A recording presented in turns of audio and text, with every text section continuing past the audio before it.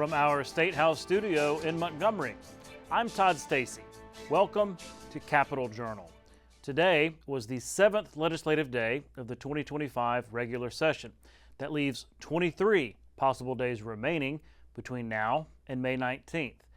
Our coverage tonight starts in the House, where lawmakers took up the first of several expected bills addressing the issue of crime. House Speaker Nathaniel Ledbetter and other legislative leaders say that passing legislation to reduce violent crime and protect citizens is the top priority this session. Among the bills that passed were House Bill 188 from Representative Alan Treadaway. It would create a scholarship program for children of law enforcement officers. It's part of an effort to improve the recruitment of police. House Bill 216 from Representative Russell Bedsole will provide for firearm holding agreements at the local level and offer civil immunity for firearm holding licensees. House Bill 137 from Representative Rex Reynolds would reauthorize the state's wiretapping program and allow law enforcement to have an interpreter listen in on wiretaps authorized by the courts.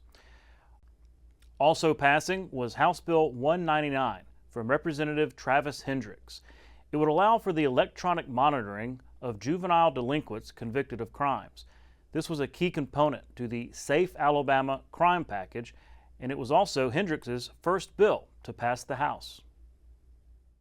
This bill was important because, being a school resource officer at Jacksonville High School, when you're dealing with a lot of youth, a lot of kids, a lot of those kids, they just want attention. They want somebody that, that can support them and be there for them.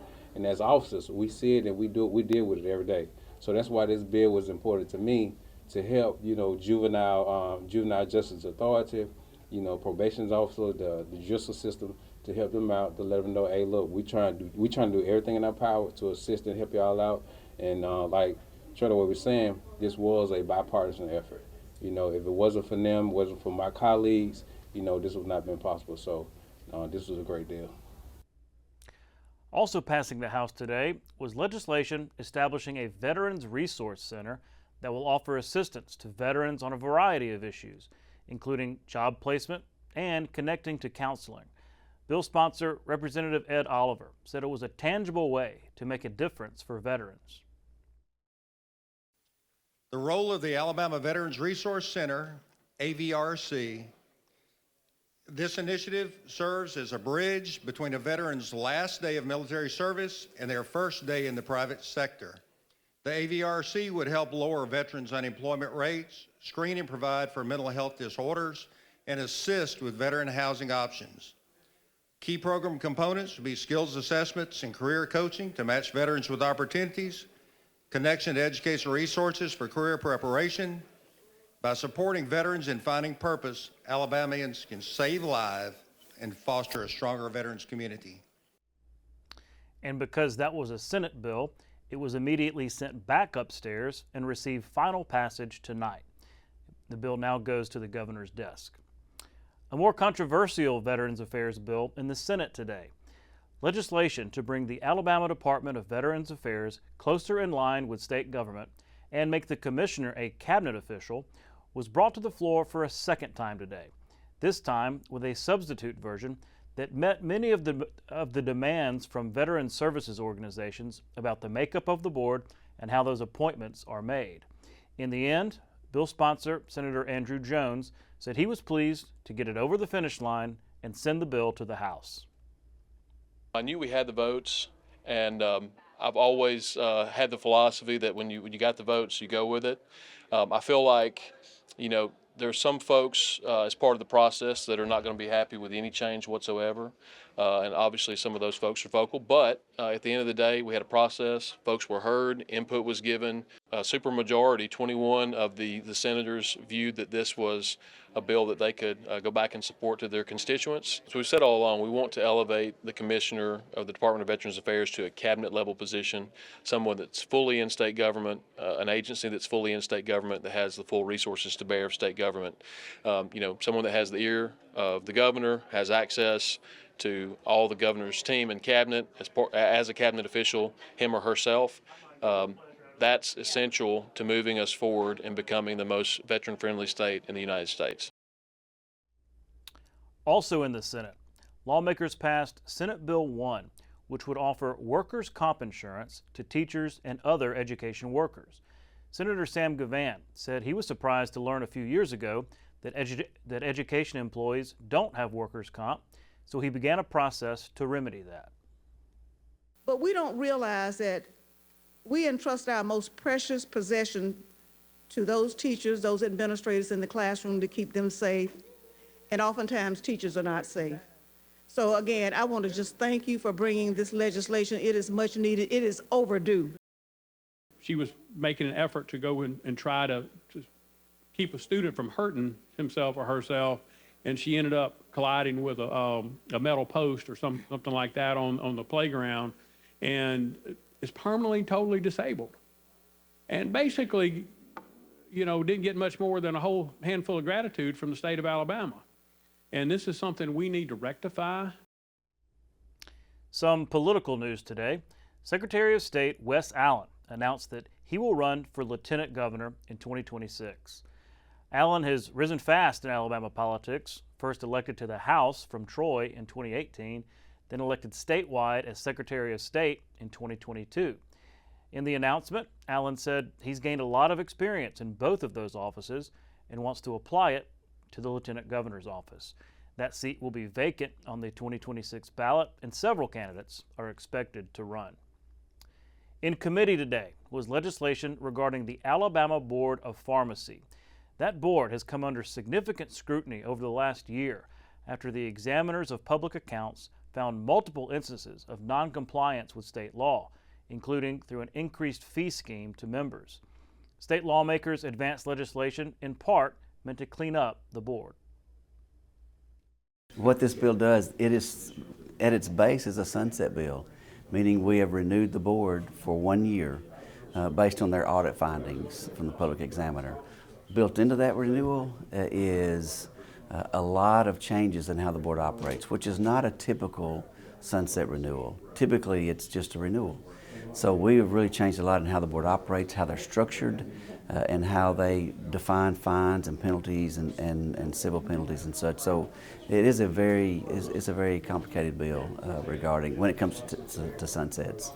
We're not all the way finished with it, right? We have another step to take from the floor of the House, and then it goes to the Senate. But Senator Kelly and I have worked hard together on this, and I feel like we're right where we need to be with it. It is a bill that does change a lot in how the pharmacy board operates. But at this point, you know, their guidance was vague, and this clears up so much stuff. I've learned a lot about the pharmacy industry and the legalities of how they operate, and so I'm better from learning all that, but at the same time, I wanted to make sure that the board had clear guidance and that the pharmacists and the producers and the manufacturers have clear guidance about how they need to operate it when it comes to people in the state. So it was a learning experience for me. Speaking of pharmacies, that's the topic when we come back. I'll interview Senator Andrew Jones and Greg Reybold of the American Pharmacy Cooperative about their bill on pharmacy benefit managers. And later in the show, Senator Linda Coleman-Madison joins me to talk about some of her legislation this session. Stay with us. You can watch past episodes of Capital Journal online at video.aptv.org. Capital Journal episodes are also available on APTV's free mobile app. You can also connect with Capital Journal and link to past episodes on Capital Journal's Facebook page. And you can listen to past episodes of Capital Journal when you're driving or on the go with Capital Journal podcasts. Keep up with what's happening with Capital Journal.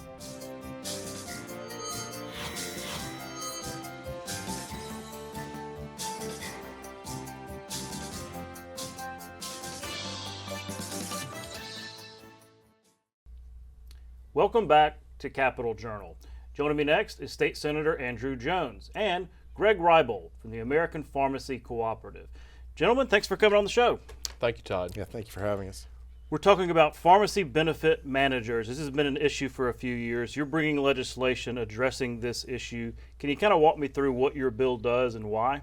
Sure. Well, we're seeing pharmacies across Alabama and the nation close at an alarming rate. And these PBMs are basically middlemen between the manufacturers and the pharmacies that are raking in billions of dollars of profit.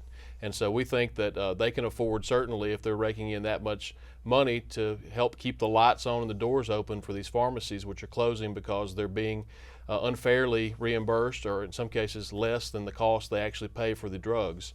So that's the impetus of the legislation, to make sure they're fairly reimbursed. Also to eliminate these gag clauses that keep them from having an honest conversation with their patients about what's going on and what the cheapest way for them to acquire the prescription is. So that's it in a nutshell. Greg, I know that you are engaged on this issue on the national level as well, because I've heard about similar bills and things in Congress. And Yes, sir. From the cooperative angle, right, you're pushing this legislation. Why is there state and federal legislation needed?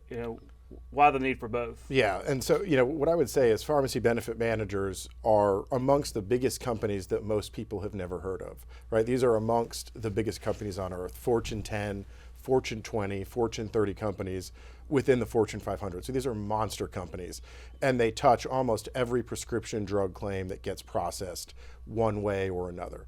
And, there's certainly the federal government, large payer, you've got Medicare, you've got TRICARE, you've got federal employees, but you also have a large swath of claims that are taking place right here in Alabama, right? From Alabama employers, from state agencies, from small employers. And so this is an issue that really what we've seen is states lead on prescription drug pricing and trying to rein in these really, really egregious practices. But we're finally at a time in this country where eyes are wide open and folks are realizing that, hey, pharmacy benefit managers are utilizing their position not only as pharmacy benefit managers, but also as the pharmacies that they own, and they're utilizing that position to under-reimburse their competitors, so often community pharmacies, but they're also using that position to drive prescriptions and some of the sickest patients in Alabama into their pharmacies and then mark those drugs up hundreds of percent and sometimes thousands of percent.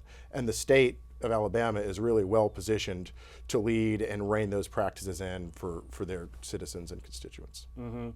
Now, there are opponents to this bill within the healthcare industry saying it essentially amounts to a tax. That it's this $10 or what have you fee on prescriptions amounts to a tax of $10 for every prescription filled. How do you respond to their criticisms of that? Well, data has shown that prices actually go down and are competitive when you have legislation like this, and that's from our surrounding states. I would say that if they're, speaking of the PBMs, making billions of dollars in profit, then affording to fairly compensate pharmacies for their costs of, it's not just the drug, the bottle, the label, the bag, the employee, the lights, the rent on the building, all of that has to be accounted for. They can't just, no business in the state could sell something for the same price they bought it at. That math doesn't work. And we even see that pharmacies are paid less sometimes than the actual cost of the drug. So we want to make sure they're fairly compensated.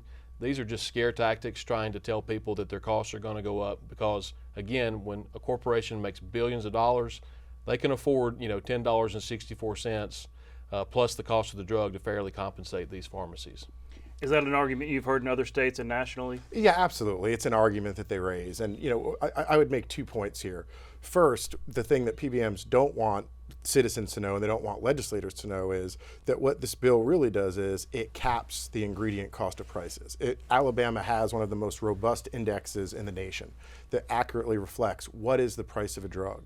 And what this bill does is it caps the ability of PBMs to mark those ingredient costs up. So they're talking about, hey, an $11 dispensing fee, but what they're not telling folks, citizens and legislators, is that it caps the ingredient cost. And we've got example after example, the FTC, 3-axis advisor studies, APCI has conducted studies, and there's publicly available data that shows that PBMs are not only steering the sickest patients into their channels, but they're marking those drug prices up as high as 25,000%, 11,000%. We saw one a few weeks ago that was 46,000% markup.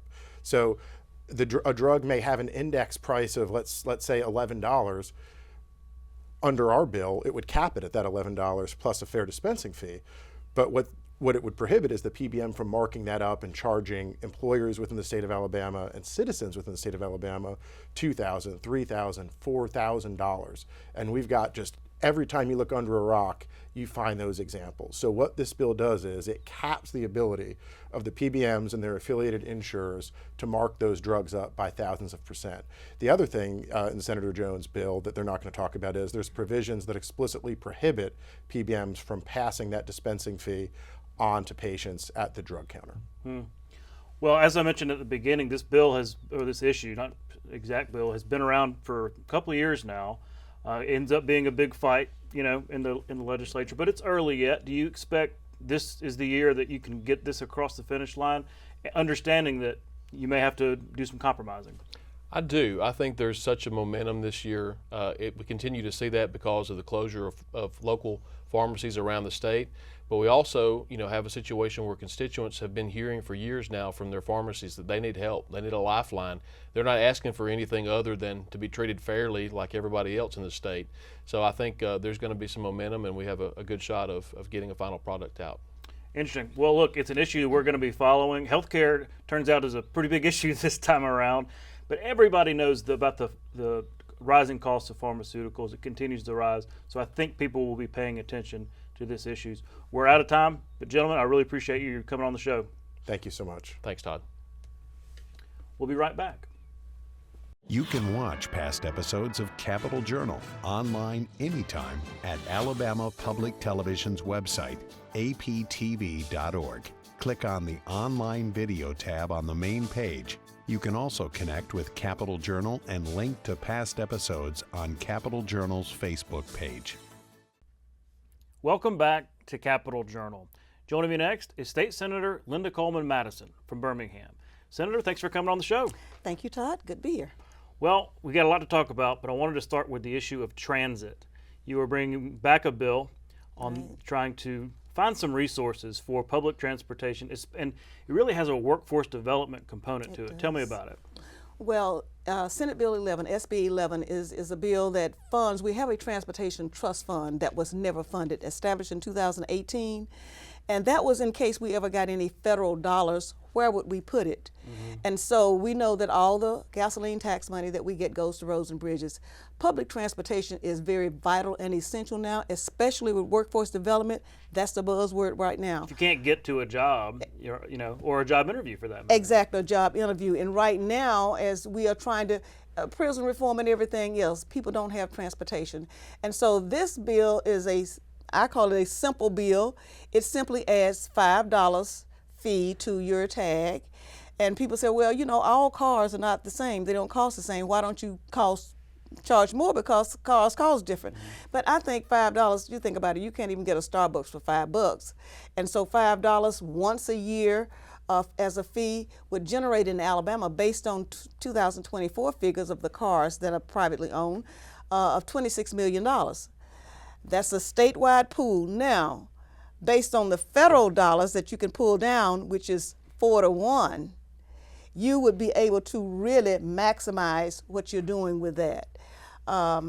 We have not been able, over all the years, to pull down any federal dollars. Other states have they've been eating our breakfast, lunch, and dinner, because actually when we can't pull down on those dollars for Alabama, the other states are pulling down on them. But this will allow local governments, and it is about local governments, to be able to design and fashion their system. And you have many public transit systems throughout the state. People don't think about it, but if you have a paratransit, disabled persons transport, that's public transit. And we have 12 regional planning commissions throughout the state that is really charged to work with these local governments. Of course, they don't have any money.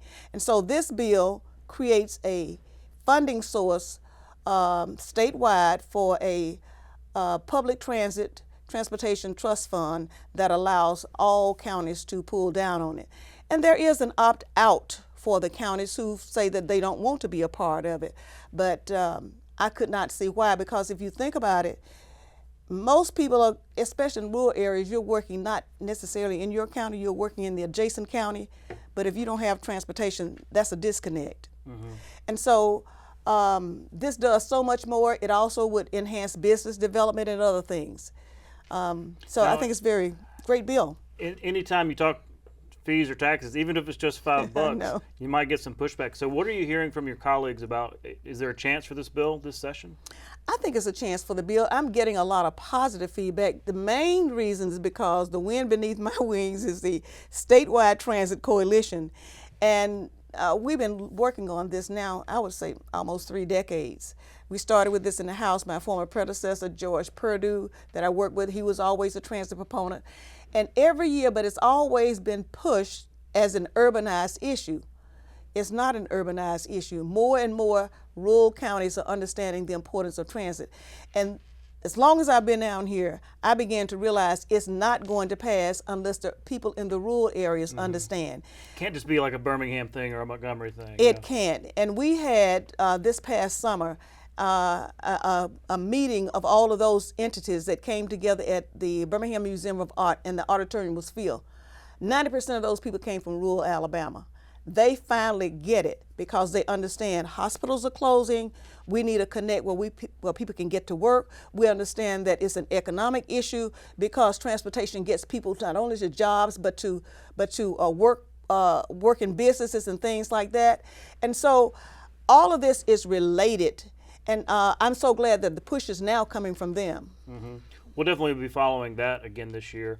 Another bill I wanted to ask you about, because we're getting into campaign season. I mean, 2026 is right around the corner, to say nothing of municipal elections.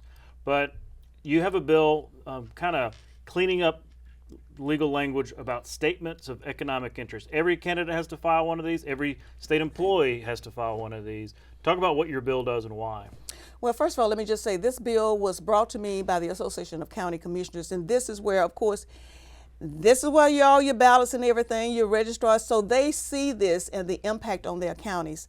Right now, the bill, the law as it is written, needs some clarity to it because there are different dates that people have to qualify. For instance, if you are an independent, you have 5 days prior to the election to qualify. But if you are one of a candidate for one of the major parties, then you have to submit yours, before you qualify, earlier before you qualify. But there are those other persons that have already submitted. I came out of municipal government, city of Birmingham. We had to file a statement every year just like everybody else. And so those candidates have already filed because by law they have to file it anyway. But what this bill does, it cleans it up. It puts everybody on basically a schedule so that those candidates that are filing to qualify, as if you are an independent, you have to submit 5 days prior to the primary because it's really, they don't worry about when you have the two candidates that are running, only when you get to the primary that you're going to get the third person in there. So they have up until that time to qualify, but other candidates who are from the major parties can submit up to 5 days prior to them qualifying. Mm-hmm. And so this makes it easier, and if you are a person that came out of government and you've already submitted, all you do is provide proof that you have already submitted that and you don't have to file again. So that saves a lot of time because it may be right the day before. I've known people wait till the day before to qualify. Yeah, right there, the rush at the end. Well, I know any kind of clarity and streamlined process will be appreciated. We only got a little bit of time, but I wanted to ask you about a bill you've had for a couple of years now about restoring voting rights for those who have been incarcerated but have followed the rules in terms of having their vote restored. Real quick, what does your bill do? It's Senate Bill 153 has taken on so many different numbers, but it's Senate Bill 153. Basically, a person that has lost their right to vote because of a conviction has to go through making application for a certificate of eligibility through the Pardons and Parole. That meaning that you have fulfilled all of your obligations. In working with this bill in the past, and the same bill that we filed, and it has made it through the Senate, I might add, twice, basically with almost 100% of support from this bipartisan. And so Commissioner Ward has already said they have a database of all of the qualifications and criteria that have been met by each person. So it's easy for them to pull this up. What this bill requires them to do is once that person has met all of their requirements, they will post it. It has to be online. They will send a notification to the county that the person lived in or last voted in to be reinstated, put them back on the roll. Now, if you have never registered to vote before, you've got to go through that process like anyone else. But if I'm a person that just got out of prison, I'm thinking about where am I going to get a job, where am I going to live, trying to get my family together, just everyday things in life. So you really would not have time to run this down, and most people don't know whether they have met all the criteria or not. Mm-hmm. Well, those are 3 bills to watch here. We're still early in this session. Senator, I appreciate you coming on and taking the time. Thanks, Todd. Good to be here. We'll be right back.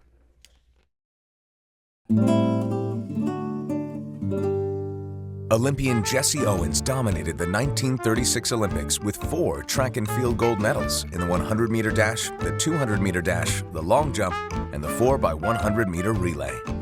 The Lawrence County native dominated track and field from a young age.